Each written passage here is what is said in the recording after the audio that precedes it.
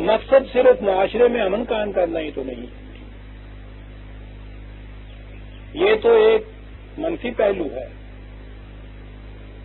مقصد تو انسانی زندگی کو آگے بڑھانا، بلند کرنا، ترقی، معاشرے کے اندر بھی، افراد کے اندر بھی، یہ ہے اصل میں مقصد۔ یہ معاشرے میں امن اس لیے قائم کیا جاتا ہے کہ انسان ان بلند مقاصد کے لیے مطمئن ہو جائے، بے خوف و خطر ان بلند مقاصد کے حصول کے لیے کوشش کرتا رہے۔ اور وہ جو بلند مقاصد ہیں، یمکث فی الارض ما ینفع الناس، کہ یاد رکھو وہی نظریہ زندگی، وہی آئیڈیالوجی، وہی نظام، وہی عمل دوام حاصل کر سکتا ہے جو پوری انسانیت کے لیے نفع بخش ہو۔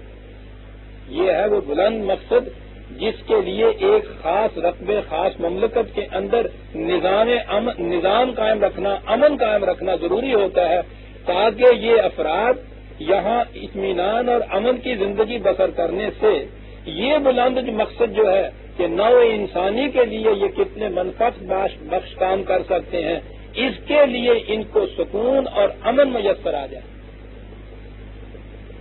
یعنی اتنی اہمیت دی ہے اس نے امن اور قانونیت کے معاشرے کو، لیکن اسے بھی مقصود بھی ذات نہیں قرار دیا، اور آگے بڑھنے کے لیے امن قائم کیا ہے، سکون قائم کیا ہے۔ جیسے صبح کے وقت ریفریش کرو تازہ جاگنے کے لیے رات کی نیند ہوتی ہے، امن کی تو صورت یہ ہوتی ہے، سکون کی صورت یہ ہوتی ہے کہ معاشرے میں مزید تقویت پیدا ہو، افراد کے اندر ان کے جو خفتہ جوہر ہیں وہ زیادہ بیدار ہوں، ان کی صلاحیتیں نشو و نما پائیں، تاکہ یہ اس سے بلند مقصد حاصل کرنے کے قابل ہو جائیں۔ یہ ہے جسے قرآن نے تقویٰ کہا ہے۔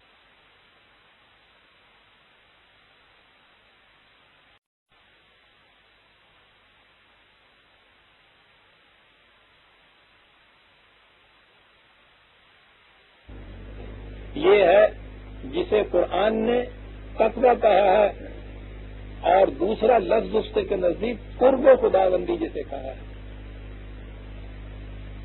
اب تو ہمارے ذہن میں بھی جب ہم کہتے ہیں خدا کے مقرب تو وہ نقشے ہی کچھ عجیب قسم کے آتے ہیں۔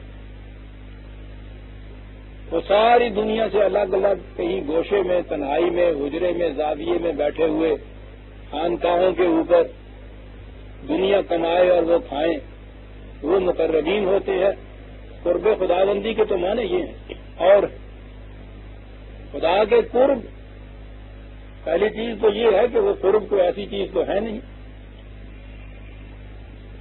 کہ جس میں خدا کی چیز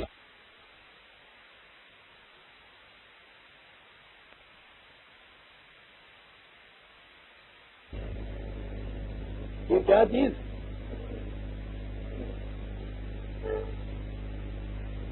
انسانی زندگی کا تقویٰ یا قرآن کریم کے خطوط کے مطابق زندگی کے بسر کرنے سے ہوتا کیا ہے؟ انسان کی ذات کے اندر اس کی صلاحیتیں بیدار ہوتی ہیں، اور ان کے متعلق قرآن نے بتایا ہے کہ جو صفات خداوندی ہیں انہی کی مناسب، انہی کی مثل یہ جو صفات ہیں یہ انسان کی ذات کے اندر ان کی نمود ہوتی چلی جاتی ہے۔ اعلی حد بشریت، وہ خدا تو انفائنائٹ ہے، لامحدود ہے، اس لیے اس کی صفات بھی لامحدود ہے۔ انسان تو محدود ہے، اس کی صفات کا دائرہ بھی محدود ہوگا، لیکن اس محدودیت کی شرط کے ساتھ یہ صفات وہی ہیں جو صفات خداوندی ہیں، بجوز ان صفات کے کہ جو مختص ہیں خدا ہی کے لیے، جیسے قادر مطلق ہونا، هو الاول ہونا، هو الآخر ہونا۔ باقی صفات جو ہیں وہ انسان کے اندر ان کی نمود ہوتی چلی جاتی ہے، اور اسی کا نام کیریکٹر ہے حقیقت میں۔ انسان کے اندر خدا کی ذات کا عکس کتنا آتا چلا جاتا ہے، اور جو معاشرہ ان افراد پر مشتمل ہوتا ہے خود اس معاشرے میں بھی خدا کی یہ صفات نمودار ہوتی چلی جاتی ہے۔ انسانوں کے اندر خدا کی صفات کی مثل صلاحیتوں کا ابھرنا، نمودار ہونا، نشو و نما پانا، اسے کہتا ہے قرآن کی اصطلاح میں اسے قرب خداوندی کہتے ہیں۔ یعنی آہستہ آہستہ اعلی حد بشریت خدا جیسا ہوتے چلے جانا، یوں کہیے نا۔ یہی ہے جسے وہ مدارج کہتا ہے مومنین کے، یہی ہے کہ جس کو وہ ذات کا ارتفاع کہتا ہے، نشو و نما کہتا ہے، درجات کی بلندی کہتا ہے۔ مقصد یہ ہے، اس لیے اگلی ہی آیت اس کے بعد یہ کہی کہ معاشرے میں امن کا قائم رہنا، نظام کا قانون کے تابع رہنا یا قانون کو پھیلانے کی صلاحیت اس کے اندر رکھنا، فساد برپا نہ ہونا، بغاوتیں نہ ہونا، اس کے لیے ہے کہ انسان امن اور امان سے اپنی ان صلاحیتوں کی نشو و نما کرتے چلے جائے۔ یا ایھا الذین آمنوا اتقوا اللہ، اے جماعت مومنین، قوانین خداوندی کی ہمیشہ نگہداشت کریں۔ اس نگہداشت کرنے سے ہوگا کیا؟ وابتغوا الیہ الوسیلۃ۔ اب یہ بڑی ایک اہم آیت آ گئی، اور جس کا غلط مفہوم پوچھئے نہ کہ اس قوم کو کہاں سے کہاں لے گیا۔ میں وسیلے کا لفظ ابھی وسیلہ ہی رکھتا ہوں، عام ترجمہ بھی یہی کیا جائے گا کہ اس کی طرف پہنچنے کے لیے وسیلہ ڈھونڈے، چل۔ اور اس مفہوم یا اس ترجمے کی بنیادوں کے اوپر پھر جو عمارتیں اٹھنی شروع ہوئی ہیں، تو قرآن کریم شخصیت پرستی کو جڑ بنیاد سے اکھیڑنے کے لیے آیا۔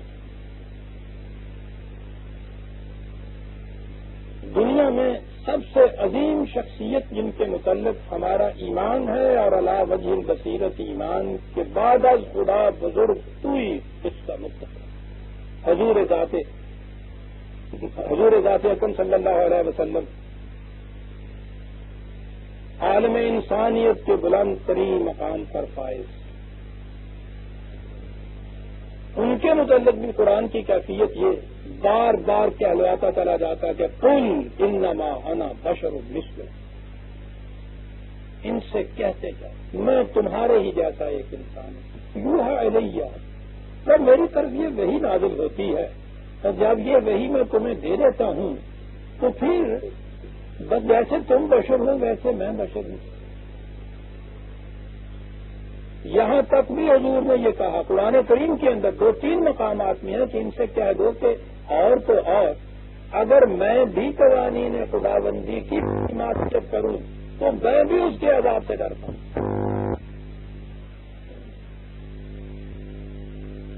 پھر حضور کے یہ چیز جو ابھی میں نے آپ کے سامنے آئے تلاوت کہ وما محمد الا رسول قد خلت من قبلہ الرسل افإن مات أو قتل انقلبتم على أعقابكم۔ محمد تو ایک رسول ہے، اس سے پہلے بھی رسول گزر گئے، کیا کل کو اگر یہ مر گیا یا قتل کر دیا گیا تو تم سمجھو گے کہ معاملہ ختم ہو گیا اور تم پھر اپنی ایڑیوں پہ واپس لوٹ جاؤ گے؟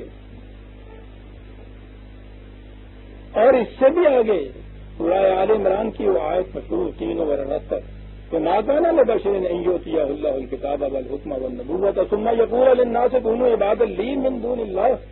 کسی انسان کو اس کا حق نہیں پہنچتا، ہاں خدا اس کو قوانین سازی کے اختیارات، اس کو حق حکومت، حتیٰ کہ نبوت تک بھی کیوں نہ دے دے، کہ وہ لوگوں سے یہ کہے کہ تم میرے معصوم بن گئے۔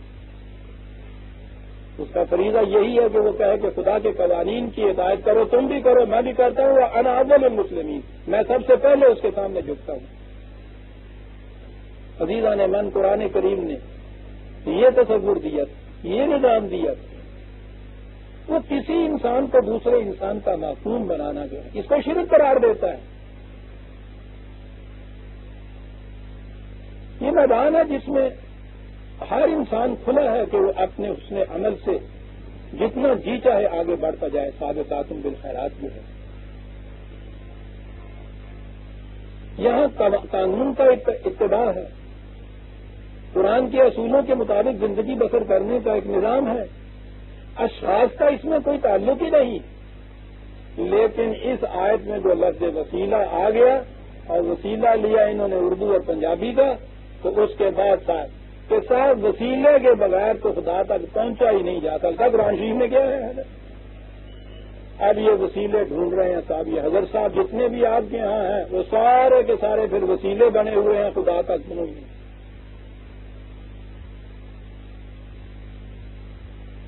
عام جتنے سے پوچھیے اس ٹائپ کے لوگوں سے تو ان کے پاس تو دلیلیں بڑی آسان سی ہوتی ہیں کہ صاحب توڑی بغیر کوٹھے پہ چڑھا جاتا ہے۔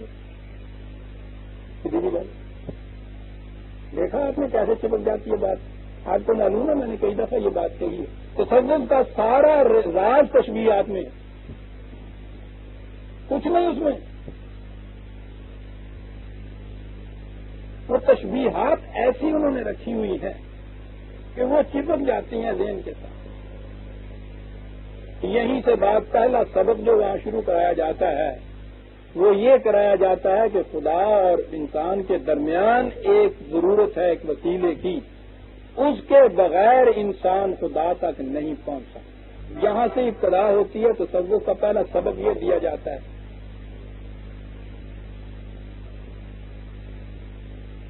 آپ کو معلوم ہے کہ اس کے لیے تشبیہات کیا دی جاتی؟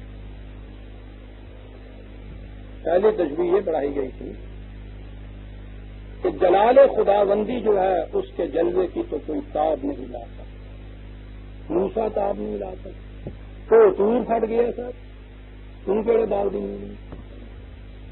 بات بھی ٹھیک کہا کہ ذرا دوپہر کا سورج مئی کا مہینہ ذرا اس کی طرف آنکھیں کھول کے دیکھو تو صحیح، دیکھ ہی نہیں سکتا انسان، مجھے آ جاتی ہیں آنکھیں۔ جب بیٹا جلال خداوندی ہے اسے دیکھنا ہو تو پیر و مرشد کے جمال کے تھرو دیکھیے۔ پانی کا پیالہ رکھ دیا سامنے، کہا اس میں دیکھو وہی سورج کس طرح سے نظر آ رہا ہے، چپک گئی ہے نہیں؟ بات تو ٹھیک ہے۔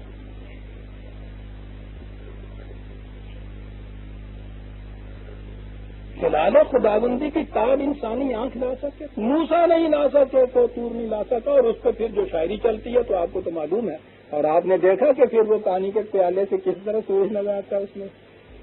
یہ جلال اور جمال کا امتیاز ہے، وہ جلال ہی جلال ہے، پھر جمال ہی جمال ہے۔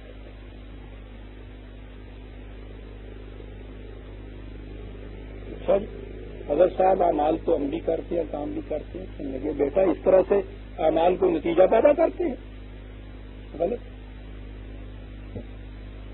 یہ تو جب تک پیر کے تصور کے راستے سے نہیں آئیں گے کوئی نتیجہ نہیں پیدا کریں گے۔ بات سمجھ میں نہیں۔ کہنے لگے کہ بیٹا تم نے یہ دیکھا ہے، یہ مئی جون کی دوپہر میں بھی کپاس سارا دن رکھ چھوڑو تم دھوپ میں، شام تک زیادہ سے زیادہ کچھ گرم ہوئے، اس سے زیادہ تو کچھ نہیں نا۔ کہنے لگے نہیں کچھ۔ کہنے لگے یہ آتشی شیشہ جو ہے نا، یہ ہوتے تھے نا آتشی شیشے اتنے سے دوربین والے، اس آتشی شیشے کو سامنے رکھو، سورج کی شعائیں جب آتشی شیشے کے نقطے سے گزرتی ہیں 2 منٹ میں آگ لگا دیتی ہیں صاحب۔ اللہ اکبر، تمہارے یہی اعمال براہ راست کریں گے تمہارے اوپر زیادہ سے زیادہ ذرا سی گرمی پیدا ہوگی۔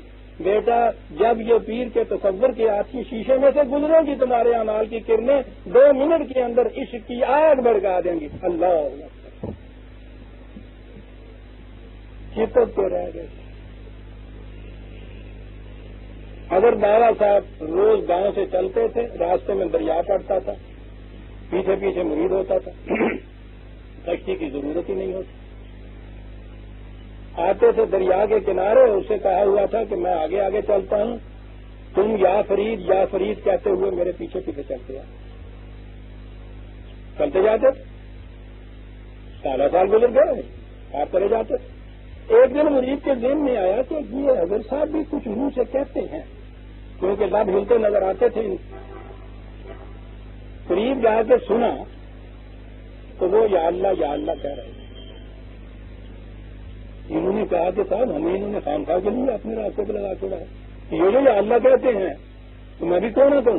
دوسرے دن جب چلے وہ آگے چلے، یہ پیچھے چلے، اس نے یا اللہ کہا، 2 ہی قدم گیا تھا تو گرم، پیچھے سے دیکھا تو وہ ڈبکیاں کھا رہا ہے۔ حضرت صاحب بتا دیجیے، انہوں نے نکالا کہا کیا کیا تھا تم نے؟ اتنے سال ہو گئے تم آسانی سے جا رہے تھے، آج ہوا کیا تھا؟ کہنے لگا صاحب جان کی امان کہوں تو عرض کروں، میں نے کہا یوں کان سوئی لے لی تھی کہ اظہر صاحب یا اللہ کہہ رہے ہیں، میں نے کہا میں بھی کیوں نہ وہی کہوں، میں نے آپ یا اللہ کہہ دیا، ایسے آپ کہنے لگے بیٹا بابا فرید کو تو جانتے ہو نا تمہارے سامنے کہ جی ہاں، واقفیت بھی ہے نا اس سے کہ جی ہاں، کہنے کبھی اللہ کو بھی دیکھا ہے؟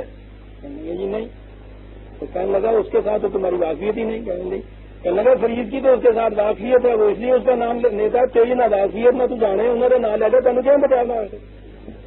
تو بیٹا فرید کا نام لے، فرید اللہ کا نام لے۔ چلو عزیزان من، وہ یہ دو چار باتیں مثال کے طور پر سمجھا دیتا ہوں، آپ کو پتہ چلے کرتے کیا یہ، ورنہ کیا عرض کروں، آدھی عمر اس میں بسر کی۔ اور یہاں تو پھر یہ قصہ ایسا ہی، وہ تو آپ کو معلوم ہے کہ وہاں سے کیسے پھر وہ جنت میں لے جاتے ہیں۔ تو اسٹرکٹ حکم دے دیا رضوان کو کہ صاحب جس کے ہاتھ میں وہاں حساب کتاب کے بعد پروانہ دیا جائے گا اس کو اندر جانے دینا، ٹھیک ہے؟ ٹکٹ دے کے اندر پاس کرتا تھا۔ اس کے بعد اللہ میاں نے دیکھا کہ وہاں ہزاروں ایسی مخلوق چلی گئی ہے جن کو ٹکٹ ہی ہے نہیں،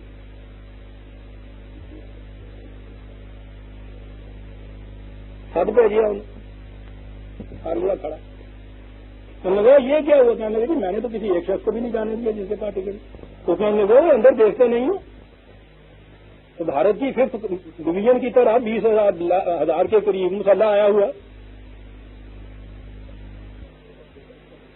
یہ کیسے آ گیا؟ آدمی بیچارہ سمجھ میں نہ پتا لگا، نہیں تو کان بچا کان کر دیا، یادداشت کتنے پہلے۔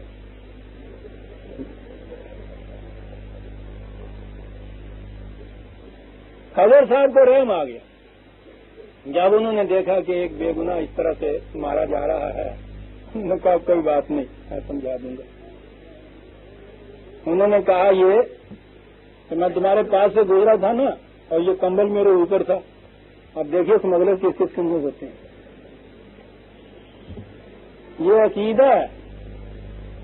یہ کالی کملی آپ دیکھتے ہیں عام طور پہ یہ کہتے ہیں کملی والا پوری والا ضرور رکھ دینے کمبل، تو تجھے سمجھے کہ وہ ایویں ہوں تو جنوں ہوں پہ ہوئی ہیں نا۔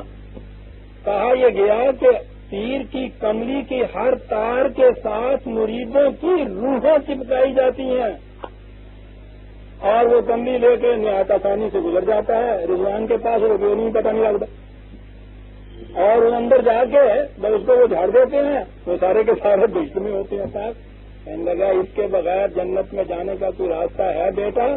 وَابْتَغُوا إِلَيْهِ الْوَسِيلَةَ، یہ قرآن کی آیت۔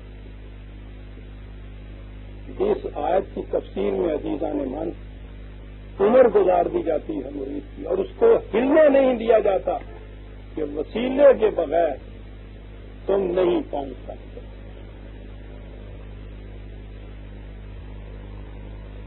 پوری شخصیت پرستی کی عمارت جسے قرآن نے شرک قرار دیا تھا، اتنا مقدس بنا کے اس کو رکھ دیا تھا۔ اب بات کیا ہوئی؟ عربی زبان کا لفظ وسیلہ تب کہتے ہی درجے کو ہے، منزلت کو ہے، مقام کو ہے، پوزیشن کو ہے، ارتفاع کو ہے، تقرب کو۔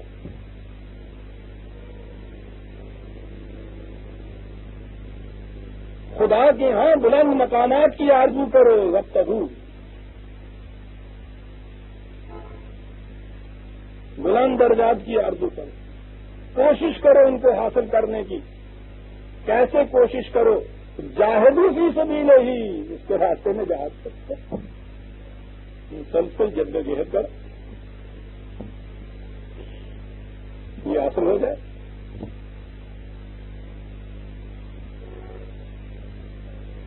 انہوں نے کہا وہ جاہدوا فی سبیلہ ہی آگے آیا تھا، کہا کہ بیٹا یہ جو جہاد بھی سیف ہوتا ہے نا، تو یہ تو جہاد اصغر ہے۔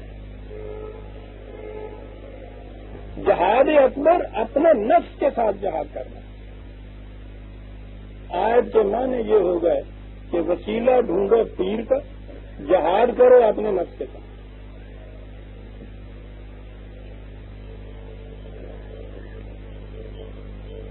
پوچھو نہیں پھر کیا کیا چیزیں اس کے بعد آتی۔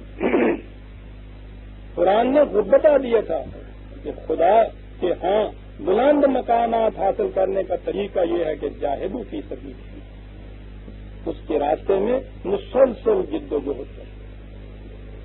اور یہ تو اس نے خود دوسری جگہ کہہ دیا تھا کہ والذین جاہدوا فینا لنہدینہم سبلنا، جو ہمارے راستے میں جد و جہد کرتا ہے، کوشش کرتا ہے، صحیح عمل کرتا ہے، ہم اس کو اپنی طرف آنے کے راستے اس کے سامنے کھول دیتے ہیں. کسی وسیلے کی ضرورت درمیان میں نہیں. عزیزان ایمان، جو یہ کہتا ہے سالہ کا عبادی انی قل انی قریب، میرے بندے تم سے پوچھتے ہیں میرے متعلق، ان سے کہو کہ میں تو تمہارے بالکل قریب ہوں. نحن اقرب الیہ من حبل الورید، میں تو انسان کی رگ جان سے بھی زیادہ اس سے قریب. اجیب دعوت الداعی اذا دعان، ہر پکارنے والے کی پکار کو سنتا ہوں. جس کی کیفیت یہ ہو، اس تک پہنچنے کے لیے راستے میں آپ کو دربانوں کی، حاجبوں کی، وزیروں کی، مشیروں کی، سفارش کرنے والوں کی اور وسیلوں کی ضرورت پڑے گی. جب پوچھیے تو کہا جاتا کہ صاحب دیکھیے یہاں آپ جٹنگ محنت تک نہیں پہنچ سکتے جب تک کہ آپ کے پاس وسیلہ نہ ہو. یہ بد نظمی کے زمانے کی باتیں ہیں نا جو وہ بتا رہے ہیں. عمر فاروق تک پہنچنے کے لیے تو کسی راستے کے دربان کی ضرورت نہیں، رسول اللہ تک پہنچنے کے لیے تو کسی حاجب کی ضرورت نہیں تھی. ان کا نقشہ سامنے نہیں لائیں گے، بگڑے ہوئے نظام کا نقشہ سامنے لائیں گے. اور وہ اس لیے کہ انہوں نے خدا کا تصور ہی ملوکیت کے زمانے میں پیدا کیا، اپنے ہاں بٹھایا اس کو بہت دور، پھر اس کے گرد ایک دائرہ مقربین کا بنایا، پھر اس کے بعد ایک اور درجہ آہستہ آہستہ چلتے ہوئے وہ راستے میں دور پہلے وہاں وہ کھڑے ہیں چوکیدار، دربان کھڑے ہیں، کسی کی عرضی وہاں تک پہنچ ہی نہیں سکتی جب تک ان ہاتھوں سے نہ چلے. شہنشاہیت کے زمانے کا تصور اس زمانے کا انہوں نے خدا بنایا. وہ خدا جو رگے جان سے بھی زیادہ قریب تھا، اس خدا کو نگاہوں سے اوجھل کر دیا. اور وہ تو ایک دنیا تھی جو دنیاوی سلطنت کی تھی، انہوں نے اپنے ہاں روحانیت کی الگ ایک سلطنت قائم کر رکھی. خود تو حضرت صاحب ہوتے ہیں، بیٹا ان کا خلیفہ ہوتا ہے، اپنی مملکت ہوتی ہے ان کی. اور یہاں ایمان یہ ہوتا ہے کہ یہ جو باہر مملکت میں ہے نا، یہ گورنر، یہ کمشنر، یہ ڈپٹی کمشنر، یہ ایس ایس پی وغیرہ، یہ تو یوں ہی کٹ پتلیاں ہیں، تھیٹر کے ایکٹر ہیں. سارا نظم و نسق کو زیر زمین ہوتا ہے. وہاں یہ مقربین بارگاہ خداوندی جو ہے، یہ غوث اور کتب اور اعتاد اور یہ سارے، یہ سب نظم و نسق کرتے ہیں، یہ انہیں حکم دیتی ہیں اور یہ سب کچھ کرتے ہیں. آج کل تو ایسا نظر آتا ہے کہ ان کا بھی ساری رشوت میں حصہ ہوگا اگر وہی حکم دیتے ہیں. بہرحال یہ تصور کام کر رکھا ہے ان لوگوں نے. اس کی بنا پر خدا تک پہنچنے کے لیے بھی وسیلے کی ضرورت ہے. اور یہ معنی جو تھے وسیلے کے، اس نے یہ چیز کہی کہ جن کے متعلق تم ذہن میں سمجھتے ہو کہ وہ خدا تک پہنچاتے ہیں. 17/57 7157 اولئک الذین یدعون یبتغون الی ربہم الوسیلۃ ایہم اقرب ویرجون رحمتہ ویخافون عذابہ. جن کے متعلق یہ ذہن میں سمجھتے ہیں کہ وہ خدا تک ان کو پہنچا دیں گے، اگر وہ خدا کے بندے ہیں تو ان کی کیفیت یہ ہے کہ وہ خود اس کے آرزو مند رہتے ہیں کہ ہم خدا تک کیسے پہنچ جائیں. اس کی رحمت کے امیدوار رہتے ہیں، ڈرتے رہتے ہیں اس کے عذاب سے. ان کی تو کیفیت یہ ہوتی ہے، اور ان کی کیفیت یہ ہے کہ یہ ان کے بغیر سمجھتے ہیں کہ خدا تک بات ہی نہیں پہنچ سکتی، درخواست ہی نہیں پہنچ سکتی. کہا کہ یہ سارا تصور غلط ہے. خدا کا قرب جسے آپ کہتے ہیں یا مقرب کہتے ہیں، وہ انسانی ذات کے شرف کا نام ہے، اس کی ذات کی صلاحیتوں کے نشو و نما پانے کا نام ہے. طریقہ اس کا آمن اتقوا اللہ، خدا کے قوانین کی نگہداشت کرو، وابتغوا الیہ الوسیلہ، اور اس طرح سے اس تک مقام بلند حاصل کرنے کی کوشش کرو، درجات بلند حاصل کرنے کی کوشش کرو. وَلِكُلٍّ دَرَجَاتٍ مِّمَّا عَمِلُوا قرآن نے کہا دی. اور درجات تو ہر ایک کو اس کے اعمال کے مطابق، کردار کے مطابق، کیریکٹر کے مطابق ملیں گے صاحب. وَجَاهِدُوا فِي سَبِيلِهِ، اس کے راستے میں جد و جہد کر. یہ ہے اس کا طریقہ، انسانوں کے وسائل ڈھونڈ کے نہیں. لعلکم تفلحون، تاکہ تم کامیاب ہو جاؤ، تمہاری کھیتیاں پروان چڑھ جائیں. اور یاد رکھو ہمارا قانون مکافات یہ ہے، تم تو یہ تصور کر رہے ہو کہ کسی اور کو اگر ہم نے درمیان میں مرشد مقرر کر لیا، یاد رکھو قرآن کریم نے مرشد صرف خدا کو کہا ہے. رشد و ہدایت صرف وہ دیتا ہے، ہادی بھی وہی ہے، مرشد بھی وہی ہے. اور یہ دونوں چیزیں قرآن کے اندر پھر آ گئیں. قرآن ہی مرشد ہے، قرآن ہی ہادی ہے. نے کہا یہ ہے کہ یہ جو تصور تمہارے ذہنوں میں ہے کہ تم جو جی میں آئے کرتے رہو، تمہیں یہ بخشوا دیں گے، یہ مقرب ہیں، یہ تمہاری سفارشیں کر دیں گے، بالکل غلط. اور تمہیں یہ بتایا گیا ہے کہ وہ نظر نیاز اگر تم پوری کر دو گے، اپنی کمائی میں سے انہیں دیتے چلے جاؤ گے، تو پھر بخشش کا وسیلہ ہو جائے گا. اور پھر وہ انہیں دینے تک محدود نہیں ہوتا برادران عزیز، پھر تو وہ سلسلہ آگے چلتا ہے، متولیوں تک نہیں. وہ تو چونے اور پتھر کا ڈھیر ہے کہ جسے قبر یا مزار کہا جاتا ہے. آپ کو معلوم ہے کل یا پرسوں کے اخبار میں یہ چیز تھی کہ یہاں ایک مزار کو جو غسل دیا گیا ہے 4.5 من گلاب کا عرق اس کے اوپر تھا. بہرحال ایک چونے مٹی کی ایک قبر ہے، دھویا ہے اسے، ٹھیک ہے، صفائی کر دیجیے اس کی. آپ سوچ لیجئے یہاں مریضوں کو اتنا سا گلاب کا عرق خالص نہیں کرتی ہے. یہ سب کچھ دیا جاتا ہے. ہر دینے والا یہ سمجھتا ہے کہ اس کے صدقے میں حضرت صاحب ہمیں بخشوا دیں گے، ہماری مرادیں پوری ہو جائیں گی. قرآن کہتا ہے ان الذین کفروا لو ان لهم ما فی الارض جميعا ومثله معه لیفتدوا به من عذاب یوم القیامة ما تقبل منهم. یہ تو بات ہی کچھ نہیں ہے. یہ 4 من اور فرض تم نے کیا دیا، یہ 10 بیگیں چڑھا دی. جتنی دولت دنیا کے اندر ہے وہ اتنی ہی اور کہیں سے. یہ ساری کی ساری دولت دے کے بھی اگر کوئی شخص چاہے کہ اپنے ایک غلط عمل کا فدیہ ادا کر کے اس سے چھوٹ جائے، نہیں چھوٹ سکتا.